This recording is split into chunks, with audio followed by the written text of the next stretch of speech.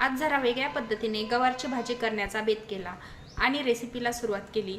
सर्वप्रथम gas on करून गॅसवर मी कढई तापून घेतली। कढईमध्ये तेल टाकलं। तेलामध्ये 4-5 लसणाच्या पाकळ्या ठेचून किंवा सुरीने कापून टाकल्या तरी चालतील। मी कापून टाकलेल्या आहेत। ठेचून टाकलं तर अतिउत्तम। त्याच्यामध्ये थोडीशी जिरी टाकली, मोहरी टाकली। ते चांगलं तडतडल्यानंतर स्वच्छ धुवून घेतलेली गवार मी त्याच्यामध्ये टाकली। गवार चांगली 5 ते 7 मिनिट तेलामध्ये छान अशी परतून घेतली। थोडंसं तिला गॅस कमी करून छान परतून घेतली। त्याच्यामध्ये थोडंसं मीठ टाकलं। बाकी कोणतंही मी इथे लाल तिखट किंवा मसाला वापरलेला नाही। सर्वप्रथम मी गवार छान अशी शिजवून घेतली। आज मी वेगळ्या पद्धतीने गवार करण्याचा बेत केला। नंतर ही शिजलेली गवार एका ताटामध्ये काढून घेतली। तर त्याच कढईमध्ये थोडंसं तेल टाकून त्याच्यामध्ये कांदा परतला। कांदा चांगला गुलाबीसर होईपर्यंत परतायचा आहे। अगोदर थोडीशी जिरी टाकलेली आहे।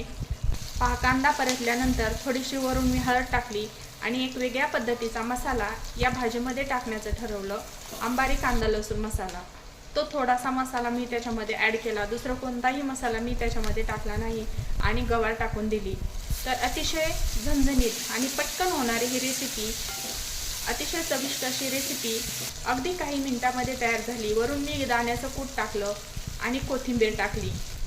तर खायलाही सुंदर, चवीलाही जरा वेगळी अशी रेसिपी तयार झाली।